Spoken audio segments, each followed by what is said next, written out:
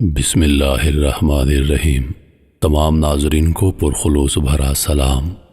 حضور پاک صلی اللہ علیہ وآلہ وسلم کی پیدائش سے پہلے ظلم و ستم، جبر و تشدد، نفرت و معصیت، جہالت و عنایت، غرور، کفر و شرک کی تاریکیوں، تباہ کاریوں کا دور دورہ تھا۔ ابلیس نے اپنی چادر میں بنی آدم کو مکمل طور پر چھپا لیا تھا۔ انسانیت دم توڑ چکی تھی۔ رب عزوجل کی وسیع تر سرزمین میں سینکڑوں معبودان باطل کی پرستش تو ہوتی تھی، مگر خالق و مالک ارض و سما کا دور دور تک کوئی نام لینے والا نہیں تھا۔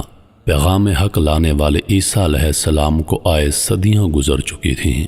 نبی آخر الزمان صلی اللہ علیہ وآلہ وسلم کی ولادت و بعثت کا وقت بھی اب قریب سے قریب تر ہوتا جا رہا تھا، اور پھر وہ وقت آ ہی گیا۔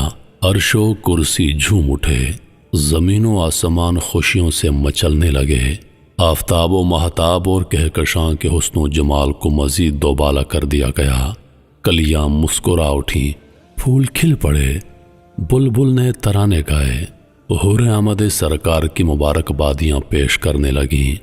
اخوت و محبت، رحمت و شفقت، عدالت و مساوات کی بدلیاں ہر سو چھانے لگیں۔ کفر و شرک، ظلم و بربریت، عداوت و شقاوت، تعصب و نفرت کی دیواریں مسمار ہونے لگیں کہ توحید کا مسرت بھرا پیغام لے کر، تسکین روح کا سارا سامان لے کر، سر اقدس پر رحمت العالمین کا تاج زریں سجا کر، حضرت عبداللہ رضی اللہ عنہ کے گھر میں، حضرت آمنہ رضی اللہ عنہ کی بابرکت گود میں، ماہ ربیع الاول کی 12ویں تاریخ بروز پیر بوقت صبح صادق، محبوب خدا مقصود کائنات صلی اللہ علیہ وآلہ وسلم تشریف لا چکے تھے۔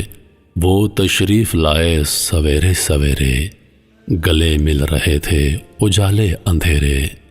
رب سے بچھڑوں کو رب سے ملا دیا، دشمنوں اور خون کے پیاسوں کو شیر و شکر بنا دیا، انصار و مہاجرین کو رشتہ اخوت میں جوڑ دیا۔ گورے کالے، عرب و عجم، رنگ و نسل، امیر و غریب، صغیر و کبیر، حاکم و محکوم، بادشاہ رعایا، آقا غلام کے فرق و امتیاز کو مٹا دیا، اور وحدت کی حسین اور دائمی دوڑ میں پرو کر سب کو ایک ہی معبود کے حضور ایک ہی صف میں کھڑا کر دیا۔ ایک ہی صف میں کھڑے ہو گئے محمود و ایاس، نہ کوئی بندہ رہا اور نہ کوئی بندہ نواز۔ جب جب ماہ ربیع الاول کا چاند نظر آتا ہے، ہم اسی حسین تصورات میں گم ہو جاتے ہیں اور عشق رسالت میں غرق ہو کر پکار اٹھتے ہیں۔ صبح طیبہ میں ہوئی بٹتا ہے باڑا نور کا، صدقہ لینے نور کا آیا ہے تارا نور کا۔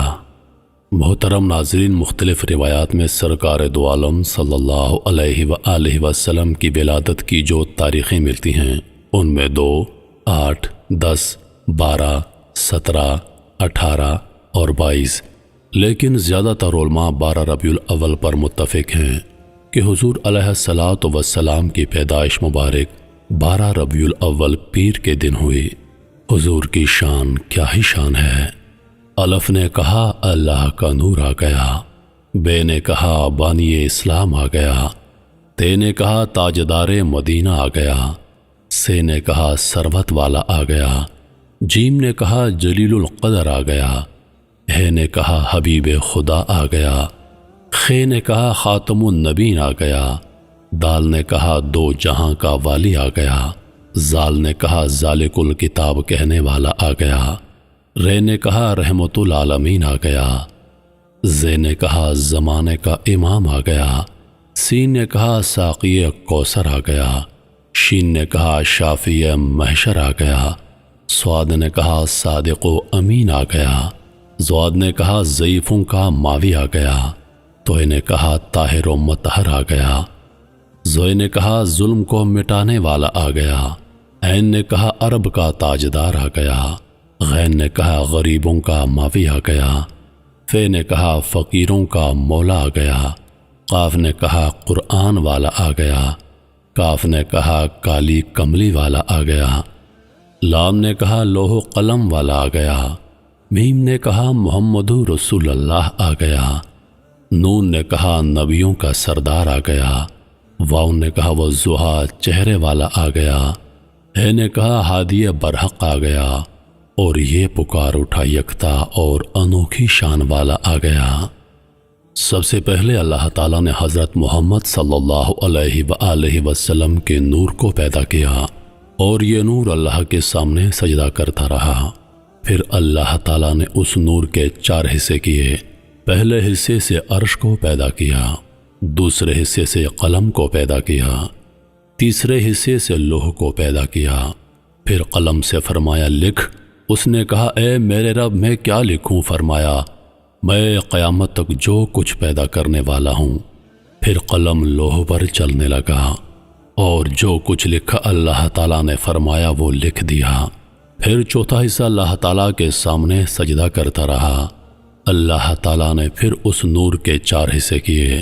پہلے حصے سے عقل کو پیدا کیا، دوسرے حصے سے معرفت کو پیدا کیا اور اس کو لوگوں کے دلوں میں رکھا، تیسرے حصے سے سورج اور چاند کے نور کو پیدا کیا اور آنکھوں کے نور کو پیدا کیا، چوتھے حصے کو اللہ تعالیٰ نے عرش کے گرد رکھا، حتیٰ کہ آدم علیہ السلام کو پیدا کیا تو یہ نور ان میں رکھا۔ بس عرش کا نور حضرت محمد صلی اللہ علیہ وآلہ وسلم کے نور سے ہے، اور قلم کا نور حضرت محمد صلی اللہ علیہ وآلہ وسلم کے نور سے ہے، لوح کا نور حضرت محمد صلی اللہ علیہ وآلہ وسلم کے نور سے ہے، اور دین کا نور بھی آپ کے نور سے ہے، عقل کا نور حضور علیہ السلام کے نور سے ہے، معرفت کا نور حضور علیہ السلام کے نور سے ہے، سورج چاند اور آنکھوں کا نور حضور علیہ السلام کے نور سے ہے۔